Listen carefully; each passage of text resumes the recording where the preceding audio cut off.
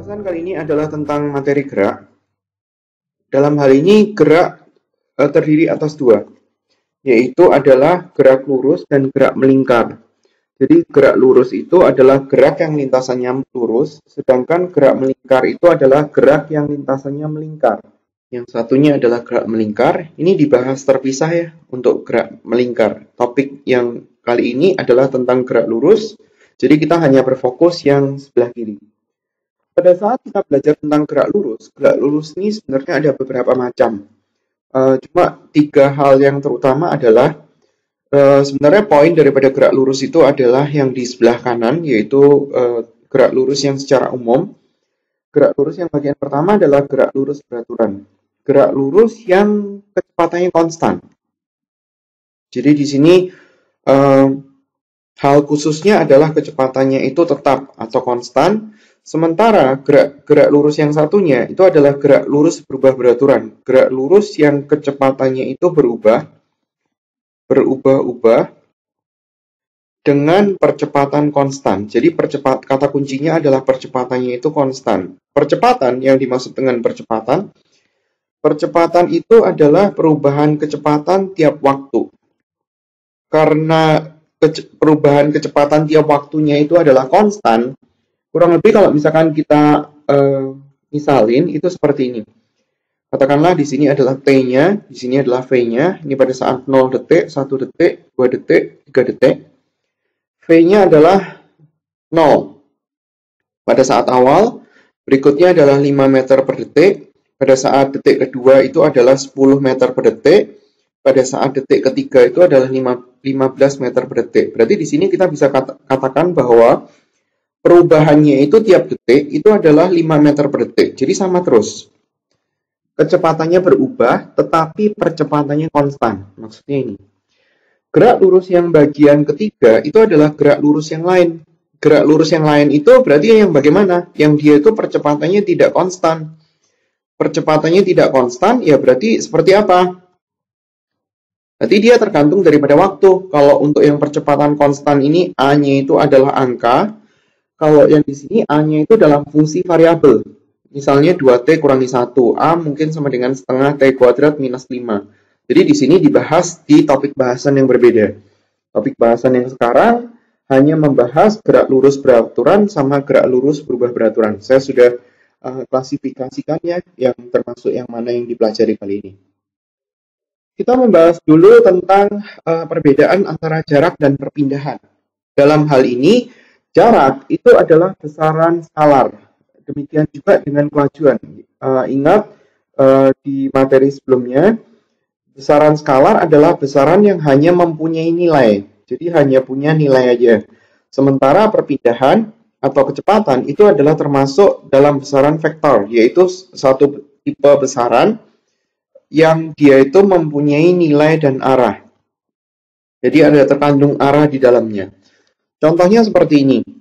Misalnya kita punya kasus yang pertama, ada suatu benda yang dia bergerak ke kanan dengan jarak 4 meter dalam waktu 1 detik. Terus kemudian dilanjutkan dengan gerakan yang kedua sejauh 3 meter dalam waktu 1 detik juga. Jarak itu ditulis dalam bentuk simbolnya itu S. Kadang-kadang ditulis dalam bentuk X, kadang-kadang ditulis dalam bentuk Y, kadang-kadang ditulis dalam bentuk R. Sementara kalau perpindahan, kalau kita tulisin dalam bentuk simbol, dia ada garis atasnya, menunjukkan bahwa dia itu adalah besaran vektor. Mungkin X, mungkin Y pakai garis saja atau pakai panah sama aja. Dia ada panahnya, atau mungkin R pakai garis atau mungkin pakai panah. Jadi kalau misalkan kita mau menghitung jarak untuk kasus yang pertama, maka jaraknya itu adalah 7 meter. Perpindahannya juga. Jadi dalam hal ini perpindahan maupun jarak itu sama aja. Kalau kita mau mencari kecepatan sama kelajuan adalah besaran skalar. Jadi kalau kita tulisin dalam bentuk simbol seperti itu, kalau kecepatan kita tulisin dalam bentuk seperti simbol, berarti dia ada garisnya. V ada garis di atas atau V dalam bentuk garis di atasnya bentuknya tanda panah. Jadi kalau misalkan kita mencari tahu kelajuannya itu berarti adalah jarak dibagi waktu. Jadi kita punya persamaan S sama dengan V kali T. Kalau S-nya itu adalah jarak, berarti V-nya itu adalah kelajuan. Jadi mereka adalah pasangan.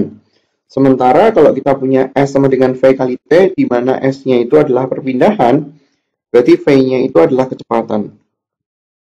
Ini di sini adalah kecepatan. Jadi di sini 7 meter dibagi sama 2 detik. Demikian juga dengan kecepatan, berarti tinggal 7 meter dibagi dengan 2 detik. Untuk kasus yang kedua, misalnya kita punya gerakan 4 meter, terjadi dalam waktu 1 detik. Gerakan berikutnya itu berbalik arah, 3 meter 1 detik, berarti jaraknya itu tetap 7 meter. Sementara perpindahannya itu melihat posisi awal dan posisi akhir.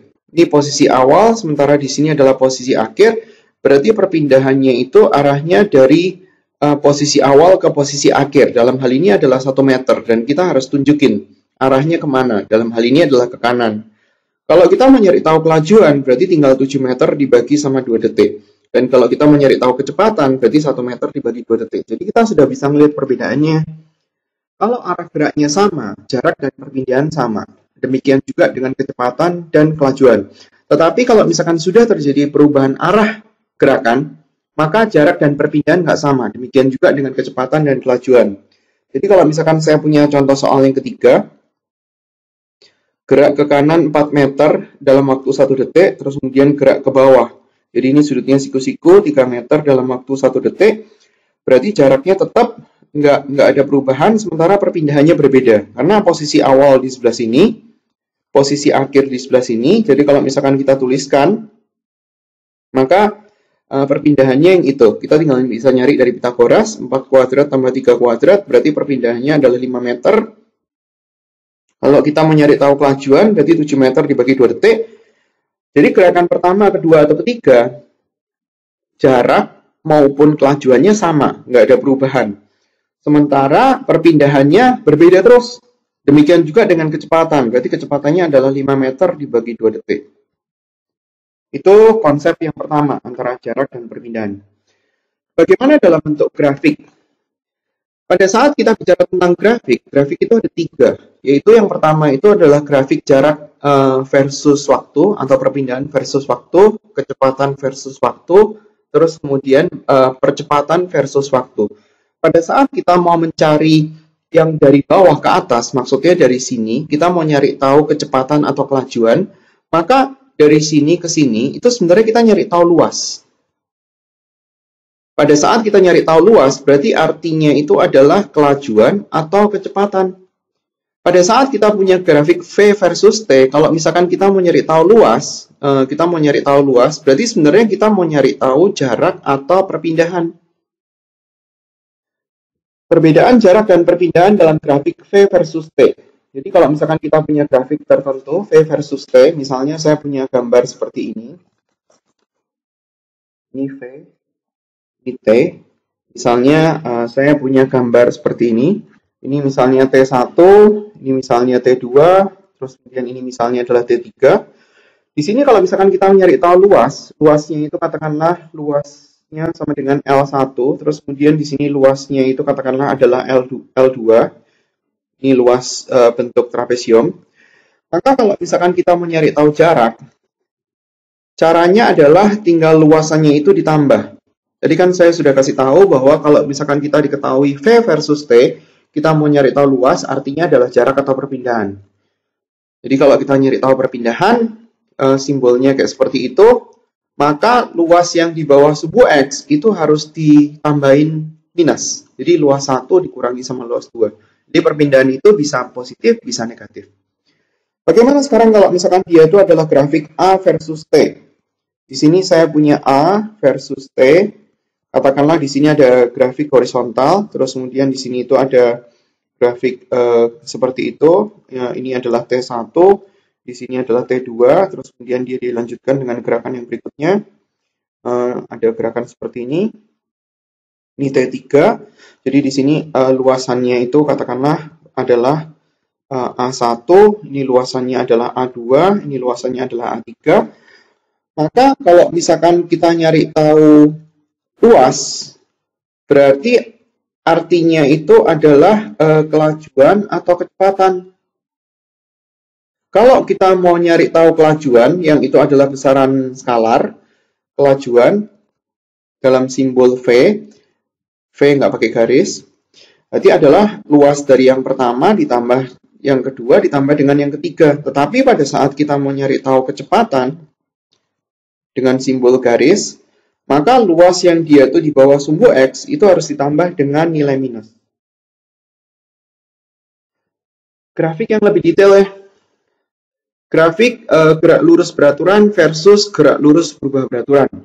Jadi kalau kita bicara tentang grafik gerak lurus beraturan adalah gerak lurus dengan kecepatan konstan. Garisnya garis lurus. Bagaimana dengan percepatan? Percepatan itu adalah perubahan kecepatan tiap waktu. Kalau kecepatannya sama, berarti kan dia nggak punya perubahan kecepatan. Nah ini kalau misalkan kita belajar tentang grafik pada saat kita membahas tentang grafik di matematika, ini namanya grafik fungsi konstan. Jadi ini adalah grafik daripada fungsi X pangkat 0. Karena memang di situ grafik fungsi konstan. Kalau kita punya grafik daripada fungsi linear itu adalah fungsi garis lurus. Ini adalah garis lurus. Jadi pada saat kita menggambar garis lurus, kita punya fungsi umumnya itu adalah Y sama dengan mx plus D, di mana gradiennya itu ada dua kemungkinan atau tiga. Gradiennya positif atau gradiennya negatif. Nah, di sini kalau misalkan kita mau gambar dengan gradien positif, maka gambar garisnya dari kiri ke kanan itu naik. Y sama dengan mx plus C. Ini adalah fungsi untuk X pangkat 1. Yang ketiga adalah pada saat kita menggambar untuk fungsi kuadrat. Fungsi kuadrat itu adalah fungsi daripada X pangkat 2. Jadi, kalau misalkan kita gambar, Y sama dengan fungsinya adalah AX kuadrat plus BX plus C, ini ada dua kemungkinan. Kalau A-nya itu lebih besar 0 dan A-nya lebih kecil 0, kalau dia A-nya lebih besar daripada 0, gambarnya terbuka ke atas. Sementara kalau A lebih kecil daripada 0, gambarnya terbuka ke bawah. Pada saat kita berbicara tentang fungsi jarak, fungsi kecepatan, fungsi percepatan, maka dari atas ke bawah itu namanya adalah fungsinya itu namanya fungsi turunan. Sementara ke atas itu namanya fungsinya itu adalah fungsi integral. Fungsi integral atau anti turunan. Pada saat kita mau bikin fungsi turunan, misalnya kita punya fungsi Y sama dengan A kali X pangkat N. Kalau kita mau nyari tahu turunan, simbolnya seperti ini, dy per dx. Berarti maksudnya Y diturunkan terhadap variabel X. Cara nuruninnya adalah A kali N kali X pangkat N min 1. Jadi pada saat kita punya suatu fungsi, kalau misalkan kita punya fungsi semula itu X pangkat 3, maka fungsi turunannya itu adalah X pangkat 2. Jadi satu kurangnya daripada ini. Kalau kita punya fungsi X pangkat 2, maka fungsi turunannya itu adalah X pangkat 1. Satu kurangnya dari itu, dari yang sebelumnya. Jadi kalau misalkan saya punya S versus T, V versus T, A versus T, S-nya itu adalah fungsi X pangkat 2. Berarti VT-nya itu fungsi X pangkat 1, AT-nya itu fungsi X pangkat 0. Jadi kalau fungsi X pangkat 2 gambarnya kayak seperti yang fungsi kuadrat. Kalau X pangkat 1 gambarnya adalah persamaan garis kayak seperti nomor 2. Kalau fungsi X pangkat 0 berarti gambarnya adalah fungsi konstan kayak seperti nomor 1. Garis tapi kedudukannya horizontal. Jadi kita harus tahu yang itu tentang gambar-gambar garis. Nah sekarang kalau misalkan kita lihat ini, fungsi V-nya ini adalah fungsi linear. Fungsi konstan, sorry. Fungsi konstan. Fungsi konstan itu dalam hal ini adalah fungsi T pangkat 0. Kan kalau kita lihat kan gambarnya ini kan garis horizontal. Berarti sama kayak seperti fungsi yang nomor 1 kan ya? Fungsi konstan. Nah kalau misalkan dia itu fungsi konstan, fungsi X pangkat 0, berarti S-nya itu adalah fungsi X pangkat 1. Coba lihat nih. Kalau S-nya pangkat 2, maka fungsi V-nya pangkat 1, fungsi A-nya pangkat 0. Jadi berentet. Kalau misalkan S-nya itu kita punya, kalau misalkan A-nya itu kita punya fungsi pangkat 2, berarti fungsi V-nya itu adalah fungsi pangkat 3, sementara fungsi S-nya itu pangkat 4. Jadi ini pangkatnya kan makin lama makin naik kalau dia itu kebalik. Jadi dari situ kita bisa memperkirakan grafiknya. Kalau fungsi V versus T-nya itu adalah fungsi konstan, garis horizontal, maka fungsi S versus T-nya itu adalah garis lurus. Apakah garis lurusnya kayak gitu? Jadi dia dimulai dari posisi 0,0. Apakah dia garisnya bisa seperti itu? Gambarnya gambar garis.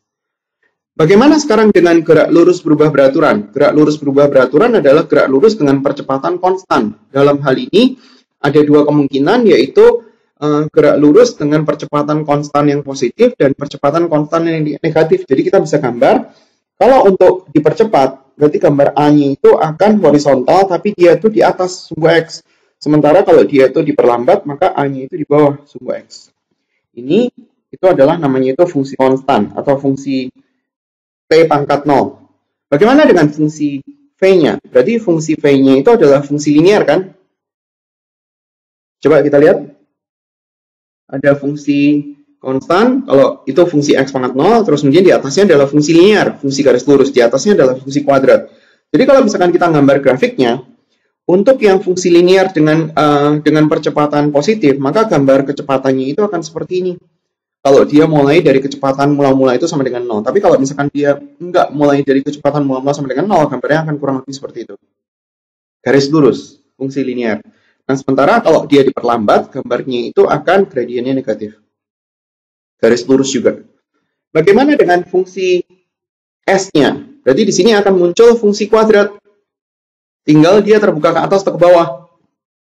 Kalau gradiennya positif, pada saat dia dipercepat, gambarnya akan fungsi kuadrat yang terbuka ke atas. Sementara kalau dia diperlambat, gambarnya akan terbuka ke bawah. Seperti itu. Bagaimana dengan gerak lurus yang lain? Gerak lurus yang lain ya berarti tinggal tergantung dari fungsinya itu fungsi apa. Kalau misalkan kita bicara tentang fungsi A-nya itu adalah fungsi linear, ini adalah fungsi linear, maksudnya fungsi T pangkat 1, gambarnya kan kayak seperti ini. Kalau kita cari tahu fungsi kuadratnya, fungsi V-nya, berarti gambarnya adalah kuadrat. Kalau kita bicara tentang S versus T-nya, nah ini berarti adalah fungsi T pangkat 3, gambarnya akan kayak seperti ini loh. Nggak sama dengan yang ini ya, itu fungsi stasioner, kalau yang atas adalah fungsi belok naik atau belok turun, jadi agak berbeda sedikit. Nah, kadang-kadang gerak lurus yang lain itu fungsi A-nya itu justru dia tuh sudah muncul fungsi kuadrat kayak seperti ini. Berarti ini adalah fungsi daripada X pangkat 3, terus kemudian yang ini adalah fungsi X pangkat 4, dan dalam hal ini kita nggak fungsi T pangkat 4 dan fungsi T pangkat 3, dan dalam hal ini kita nggak belajar untuk gerak lurus yang lain. Jadi skop batasannya adalah di gerak lurus beraturan dan gerak lurus berubah beraturan. Gerak lurus yang lain itu masuk topik bahasan yang berbeda. Nah, sekarang untuk perumusannya. Jadi dari sini kan kita tadi kan sudah tahu perumusan gerak lurus beraturan. Kita bisa ngerjain daripada V-nya nilai A-nya sama dengan 0. Nah, kita bergerak dari V. Kalau di sini itu kita punya suatu V dengan nilai tertentu, jadi pengertian luas apaan? Kalau kita punya grafik, saya tulis di sini, grafik V versus T, ini grafik A versus T, ini arti daripada luas. Kalau untuk grafik V versus T, berarti artinya adalah jarak atau perpindahan. Kalau grafik A versus T, maka arti daripada luas itu adalah kecepatan atau kelajuan. Di sini saya mau nerangin rumus dari grafik V versus T. Jadi kalau misalkan kita mau tulisin di sini, arti daripada luas ini berarti artinya adalah jarak atau perpindahan. Kalau misalnya luasnya itu kita mau cari, berarti kan tinggal panjang kali lebar, berarti V kali T. Kalau kita tulisin luasnya itu sebagai S, kalau dia ada posisi mula-mula, berarti dia di sini ada S0 ditambah V kali T. Jadi ini adalah rumusnya. V kali T-nya dapat dari luas, ini adalah kedudukan dia mula-mula. Jadi rumus ini berlaku untuk gerak lurus beraturan. Bagaimana dengan gerak lurus berubah beraturan? Gerak lurus berubah beraturan ada dua. Yang satunya itu adalah dipercepat ataupun dia itu diperlambat. Kalau kita bicara tentang dipercepat atau diperlambat, itu cuma efeknya ke konstanta. Koefisien daripada T yang tertinggi.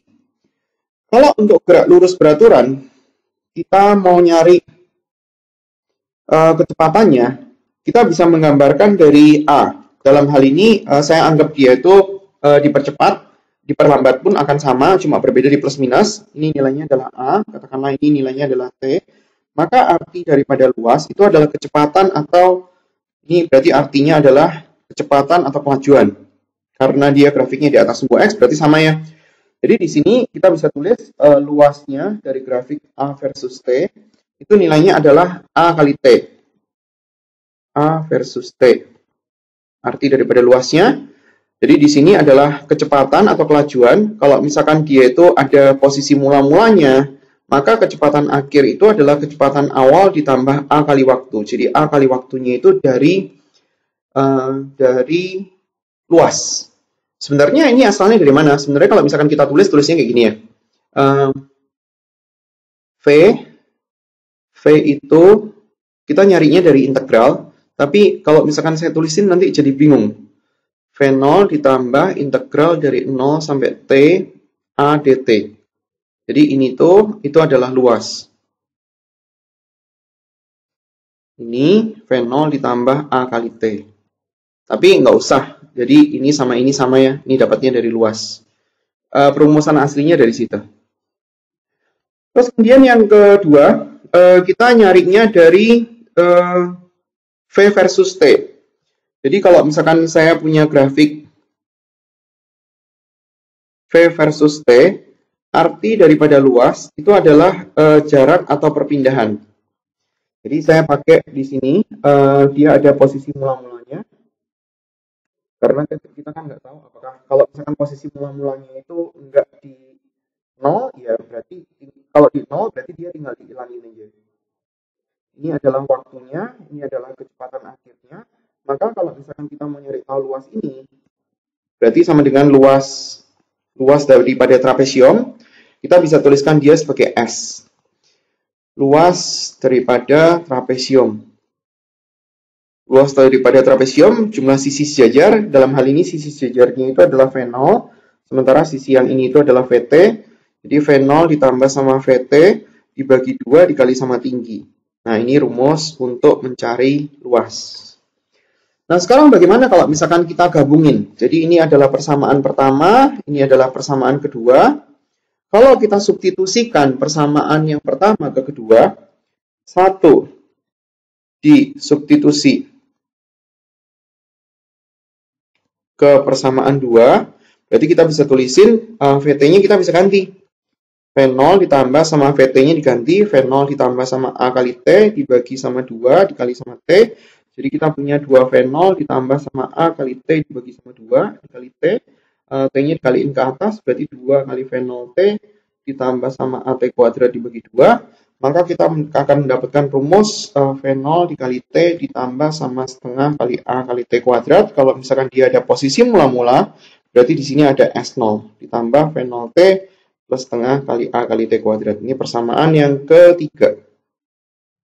Jadi rumus yang dipelajari di SMP, nah ini sekarang dapatnya. Pertama, kedua, ketiga. Nah sekarang saya mau memanfaatkan ini untuk yang ke grafiknya sudah saya nggak perlu gambar ya. Kalau misalkan dia mau digambar buat perlambat boleh juga ini. Terus kemudian gambarnya ini kan ini. Terus kemudian gambar ini kan terbuka ke bawah. Kalau yang satunya ini kan terbuka ke atas. Saya mau turunin untuk rumus, tadi kan sudah dapat persamaan yang pertama, VT sama dengan V0 ditambah sama A kali T. Ini persamaan pertama. Terus kemudian persamaan kedua, S yang dari rumus luas trapesium, V0 tambah VT dibagi 2 kali T, persamaan kedua. Terus kemudian persamaan ketiga, yaitu adalah S sama dengan S0 ditambah V0 kali T, ditambah setengah kali A kali T kuadrat, itu persamaan yang ketiga.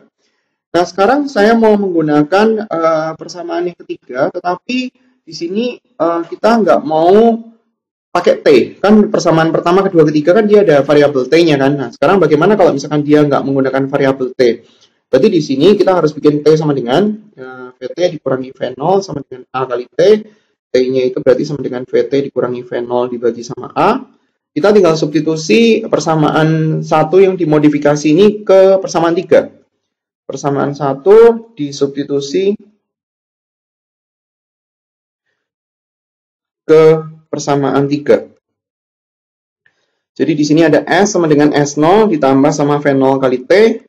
V0 kali T-nya diganti, VT dikurangi V0 dibagi A, ditambah sama setengah kali A kali T kuadrat. T kuadrat berarti VT dikurangi V0 dibagi sama A.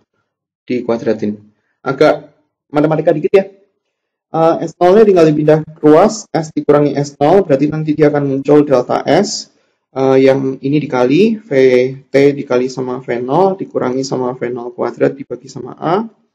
Terus kemudian yang sebelah kanan Di sini kita punya setengah A, ini dikuadratin, VT kuadrat ditambah sama V0 kuadrat, dikurangi sama 2 kali VT kali V0, dibagi sama A kuadrat. A-nya bisa dicoret.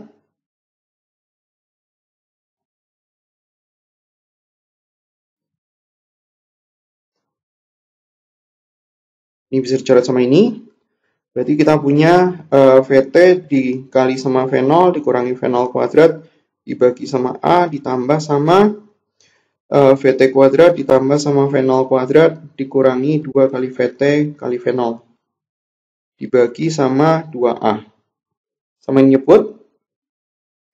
Berarti di sini ada 2A. 2 kali VT kali V0 dikurangi 2 V0 kuadrat ditambah sama VT kuadrat ditambah sama V0 kuadrat dikurang sama 2 VT V0. Ini bisa dicoret dengan yang ini. V0-nya bisa dikurangin. Jadi di sini VT kuadrat dikurangi V0 kuadrat dibagi 2 kali A. Dikali silang ya. 2 kali A kali delta S sama dengan VT kuadrat dikurangi sama V0 kuadrat. VT kuadrat dikurangi sama V0 kuadrat. Berarti kita bisa punya VT kuadrat sama dengan V0 kuadrat ditambah 2 kali A kali delta S. Ini adalah rumus yang keempat yang dia itu tidak menggunakan waktu. Jadi asal rumus yang didapatkan dari SMP seperti itu ya asalnya. Oke, terus kemudian yang berikutnya adalah tentang contoh. Jadi saya mulai dari contoh untuk masing-masing gerakan. Seorang pembeli berbelanja di pasar swalayan dari A ke B, tentukan jarak dan perpindahan. Jadi kalau kita mau nyari tahu jaraknya AB, ya dihitung satu-satu. 10, 4, 10, 4. Berarti kita harus tuliskan semua, 10 tambah 4 tambah 10 tambah 4. Berarti hasilnya adalah 28 meter. Sementara kalau kita mencari tahu perpindahannya AB, berarti kita lihat posisi awalnya adalah di A, posisi akhirnya itu adalah di B. Berarti kita tinggal melihat gerakan ini aja dari A mau ke B. Jadi 4 tambah 4, 8 meter. Jadi dia nggak melihat prosesnya sama sekali. Yang kedua, Richard berenang menempuh kolam renang yang panjangnya 50 meter selama 20 detik. Jadi kolam renang misalkan bentuknya seperti ini. Posisi awalnya itu adalah di sini. Jadi pada saat awal dia bergerak ke sana. Jadi kalau misalkan kita mau nyari tahu kecepatan, hati-hati ya, ini adalah kecepatan. Jadi dia adalah besaran vektor. Kalau kondisi yang pertama itu 50 meternya itu kita anggap positif, 50 meter dibagi 20 detik, berarti kita bisa mendapatkan kecepatan rata-rata untuk gerakan yang pertama. Nah, sementara kalau misalkan dia itu sudah sampai di posisi tempat di mana tujuan dia, dan dia mau berencana balik lagi ke sisi yang berbeda, kecepatannya itu kita harus kasih, perpindahannya kita harus kasih minus, karena dia arah geraknya berlawanan. Jadi di sini tinggal ditulis, dibagi 2, 25 per 11 meter per detik. Jadi yang satu positif, yang satu negatif. Bagaimana dengan yang C? Yang C berarti awal dan akhirnya sama. Jadi awalnya di sini, akhirnya juga di posisi yang sama, berarti artinya perpindahannya itu adalah 0. Meskipun waktunya itu 2 tambah 20, karena dia itu perpindahannya 0, ya berarti kecepatan rata-ratanya itu adalah 0 meter per detik. Jadi nggak usah dihitung sebenarnya. Kemudian contoh yang ketiga. Lihat grafik, karena grafik itu penting sekali. Jadi pada saat kita melihat grafik, kita harus lihat sumbu Y-nya apa. Sumbu X-nya biasanya waktu, cuma tinggal satuannya apa. Jadi arti daripada luas untuk grafik V versus T, berarti artinya adalah jarak atau perpindahan. Dalam hal ini, jarak atau perpindahannya sama. Kenapa? Karena posisinya itu di atas daripada sumbu X. Jadi kita menghitung jarak atau kita menghitung perpindahan sama aja. Sebutkan bagian grafik di mana benda melakukan gerak lurus dengan kelajuan tetap. Berarti kita harus lihat yang sebelumnya ya, grafik-grafik yang sebelumnya. Kalau misalkan mau tahu grafiknya yang seperti itu, jadi kita harus tahu. Grafik yang gambarnya itu horizontal, belum tentu dia selalu gerak lurus beraturan atau gerak lurus berubah beraturan. Jadi kita harus tahu sumbu Y-nya apa, sumbu X-nya apa. Karena ini sumbu Y-nya itu adalah kelajuan, berarti gerakan PQ ini adalah gerakan yang GLBB dipercepat. Karena kecepatannya berubah dan dia tambah cepat. Sementara gerakan QR itu adalah gerak lurus beraturan, sementara gerakan RS itu adalah gerak lurus berubah beraturan yang diperlambat. Jadi dari grafik sebenarnya kita sudah bisa tahu apakah dia itu kecepatan konstan, apakah percepatan, apakah dia itu perlambatan. Yang A udah dijawab ya. Terus kemudian yang B, hitunglah jarak yang ditempuh oleh benda selama bergerak dengan kelajuan tetap. Berarti dalam hal ini cuma gerakan QR.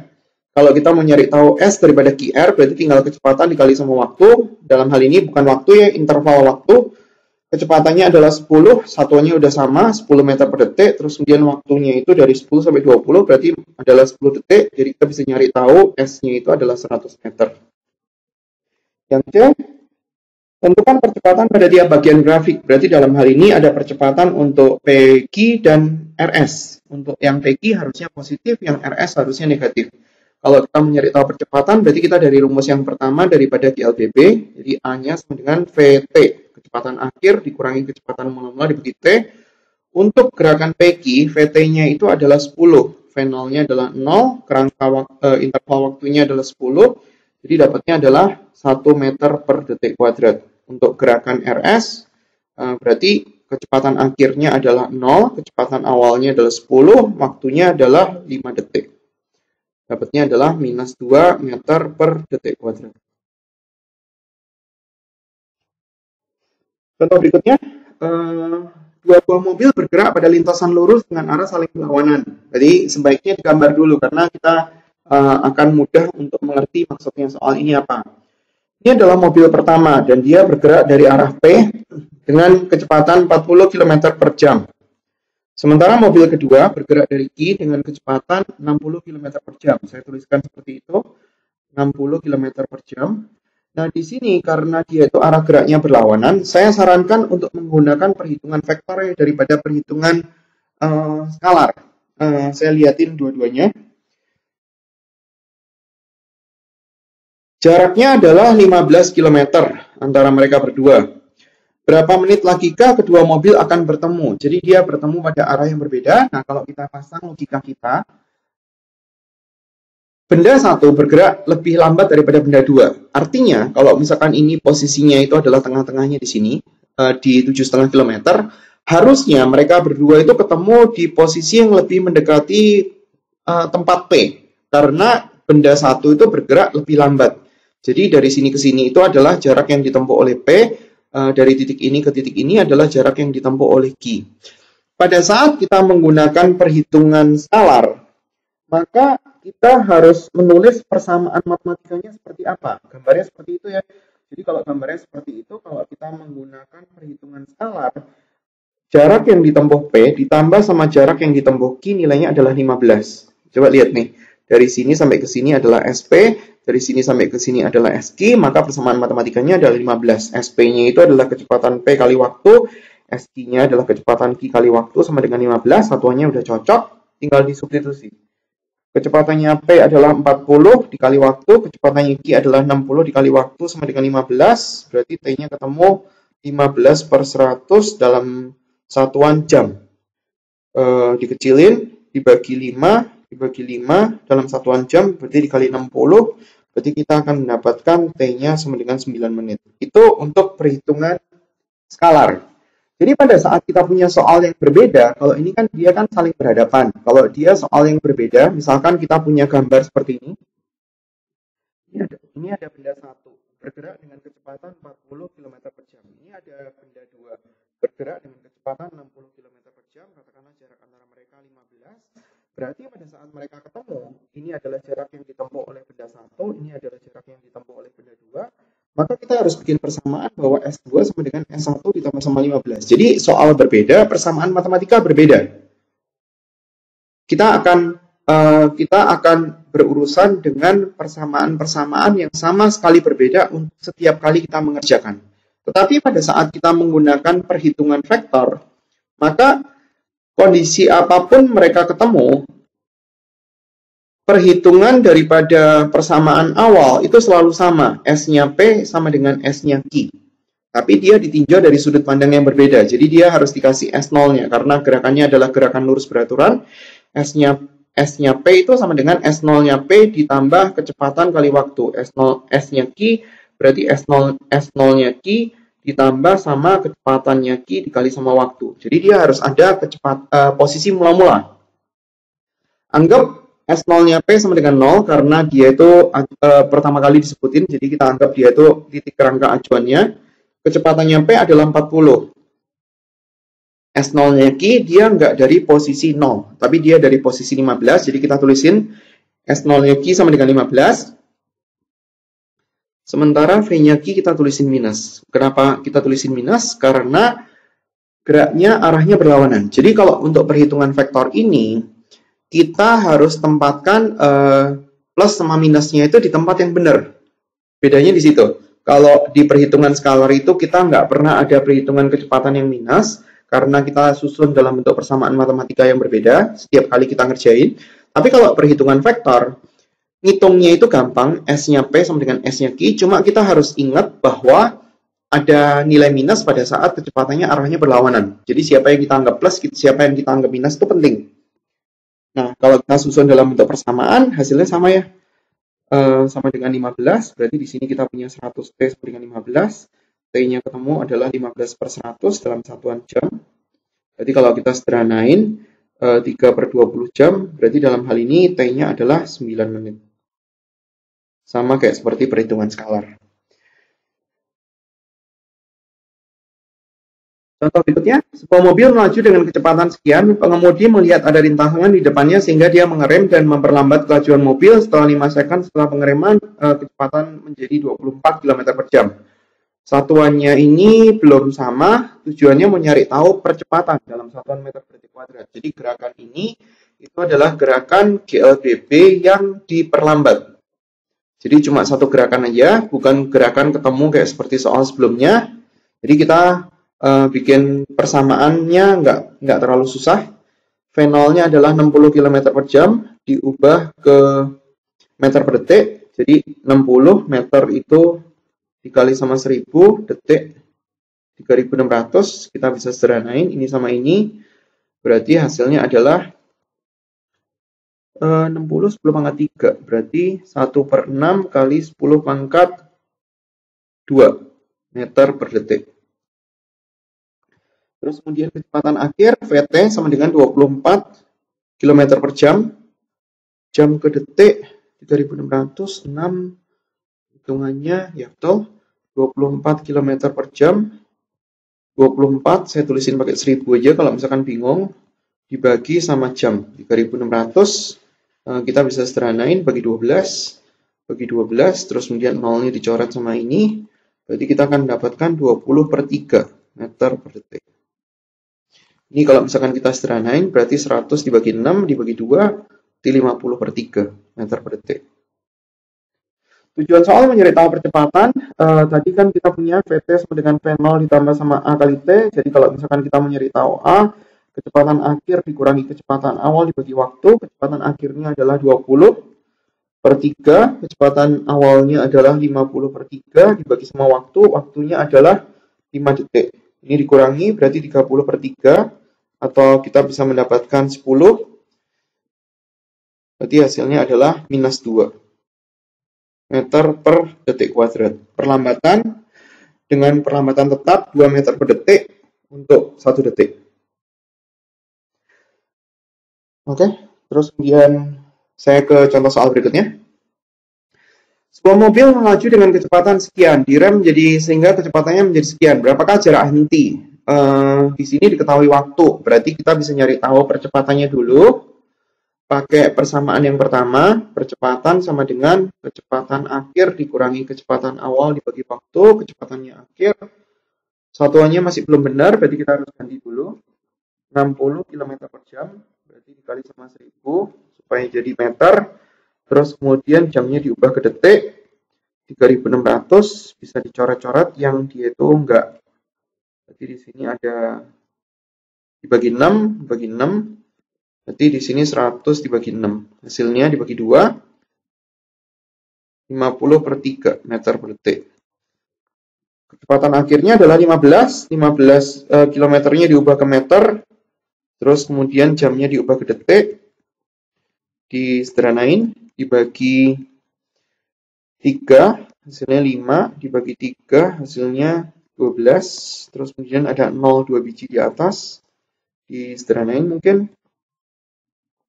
dibagi sama 2, sama 2. Berarti hasilnya adalah 250/3 meter per.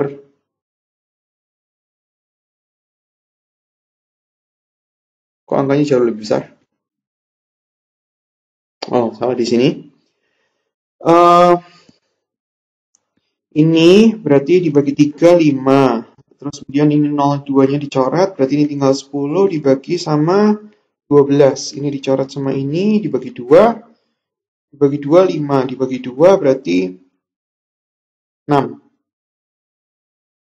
Ya bukan? Dibagi, ya betul. Nanti hasilnya adalah 25/6 meter per detik. Kemudian kita mau nyari tahu jarak. Belum bisa nyari jarak ya, nyari perlambatan dulu. VT-nya adalah 25/6, V0-nya itu adalah 50/3. Samain nyebut, waktunya adalah 4 detik. Samain nyebut, berarti di sini adalah per 6, 25 dikurangi sama 100. Dibagi 4, berarti hasilnya adalah minus 75 dibagi 6 kali 4. Bisa disederhanain enggak? Dibagi 3 bisa. Dibagi 3, 25. Dibagi 3, ini 2. Berarti minus 25/8 meter per detik kuadrat. Tujuannya mau nyari tahu jarak. Karena dia posisi mula-mulanya nggak ngasih tahu, berarti kita anggap posisi awalnya itu di 0,0. Jadi kita nggak usah masukin S0.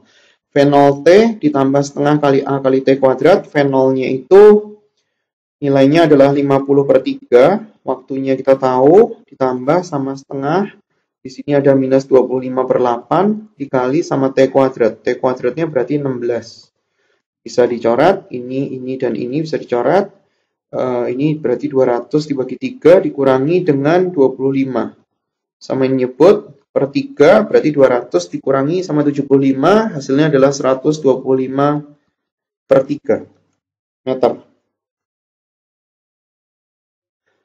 Kemudian contoh soal yang terakhir,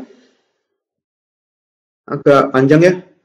Benda A mula-mula diam, bergerak dari P ke Q melalui lintasan lurus dipercepat dengan percepatan sekian pada saat bersamaan. Benda B bergerak dari posisi yang berlawanan. Kalau A dari P, B-nya dari Q dengan kecepatan awal sekian, dipercepat dengan percepatan sekian, jarak PQ sekian, kapan dan di mana benda A akan menyusul benda B.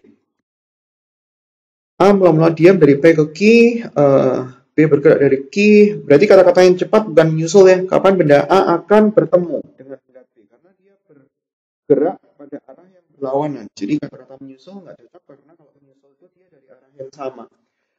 Ditulis dulu, benda A mula-mula diam, bergerak dari titik P, V0 sama dengan 0, terus kemudian dipercepat dengan percepatan 5. Berarti di sini kita bisa tulis A-nya adalah 5 meter per detik kuadrat. Saya mau menggunakan perhitungan vektor ya di sini ya. Terus kemudian Q-nya, benda B bergerak dari arah Q dengan kecepatan awal nilainya sama dengan 10 meter per detik. Terus kemudian dia dipercepat dengan percepatan 1. Berarti A-nya sama dengan 1 meter per detik kuadrat. Tapi arahnya berlawanan ya, arahnya berbeda. Tujuannya mencari jarak PQ-nya sama dengan 100 meter. Tujuannya mau nyari kapan dan di mana benda A akan bertemu dengan B. Jadi kerangka waktunya sama. Kerangka waktunya T-nya A sama dengan T-nya B. Saya tulis untuk pada saat dia bertemu, kita bisa tahu bahwa S-nya benda A sama dengan S-nya benda B. Karena dia geraknya adalah GLBB, berarti kita harus pakai GLBB. S0-nya A ditambah V0-nya A kali T ditambah setengah kali percepatan kali T kuadrat sama dengan S-nya B itu berarti ada S0-nya. S0-nya B, V0B kali waktu ditambah sama setengah kali A kali T kuadrat. Disubstitusi, S0-nya A dia dari posisi mula-mula yang merupakan kerangka acuan. Berarti di sini 0,0. Kecepatannya A itu mula-mula 0, berarti enak, nggak ada perhitungan. Percepatannya itu nilainya 5 dan positif. S0-nya B berarti kita harus tulisin 100 karena dia mula-mula posisinya di 100 meter. V-nya B jangan lupa di sini tulisin minus ya karena arah geraknya kan berbeda. V-nya B kan arah geraknya ke kiri. Terus kemudian percepatannya A juga kita harus tuliskan minus karena dia arahnya juga ke kiri. Terus kemudian kita gabung jadi 1.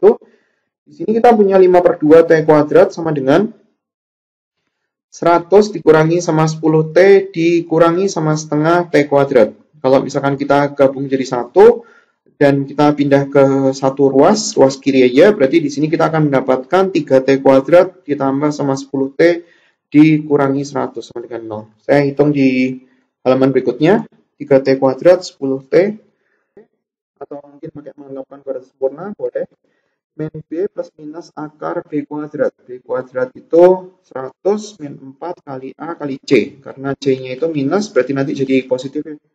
Dibagi 2 kali A, berarti di sini minus 10 plus minus akar dari 100 ditambah sama 1200.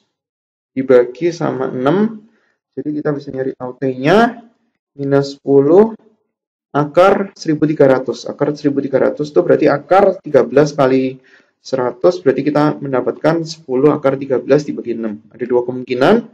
Yang pertama adalah yang positif, minus 10 ditambah sama 10 akar 3 dibagi 6, atau kita bisa tulisin 10 akar 3 sekitar 17-an dikurangi 10 dibagi sama 6. Ini satuannya detik. Terus kemudian yang satunya, T2-nya, sama dengan minus 10 akar 3 dibagi sama 6. Dalam hal ini karena dia nilainya minus, jadi dia termasuk bukan merupakan jawaban. Tulis TM atau tidak memenuhi. Jadi waktunya ketemunya 10 akar 3 minus 10 dibagi 6. Tujuannya mencari tahu kapan dan di mana. Berarti kalau misalkan dia kapan, hubungannya sama waktu, di mana berarti posisinya dia. Jadi kita tinggal nyari tahu dari posisi A. Posisi A-nya berarti kan yang ini, kita tinggal ambil S-nya A sama dengan itu, 5/2 T kuadrat. Karena kan S0-nya A, V0-nya A kan 0. 5/2 T kuadrat, tulis S-nya A sama dengan setengah kali A kali T kuadrat. T-nya itu, A-nya udah tahu tadi kan, A-nya nilainya adalah 5, berarti 5/2 T kuadrat. 5/2 T kuadrat, T kuadratnya tinggal disubstitusi. 10-nya difaktorin aja supaya ngitungnya gampang, dibagi sama 6 dikuadratin, dicoret. 10 sama 6 itu bisa diseranain, 6 diseranain 3, berarti kita bisa tulis 5/2 dikali sama 25, ini dikuadratin, minus 2 akar 3 dibagi sama 3 dikuadratin, 9. Nggak ada yang bisa diseranain, berarti kita tinggal tulis 125/18, 4 dikurangi 2 akar 3. 4 sama 2-nya bisa difaktorin, berarti tinggal 125/4, 2 minus akar 3, satuannya meter. Agak panjang ya, jadi tipe soal tertentu dia agak susah ngerjainnya secara matematika. Tapi sebenarnya kalau kita memahami tentang konsepnya, ini jadi nggak terlalu susah sebenarnya. Itu adalah penjelasan untuk gerak lurus. Terima kasih atas perhatiannya, semoga materi ini ada manfaatnya. Sampai jumpa di video pengajaran yang lain.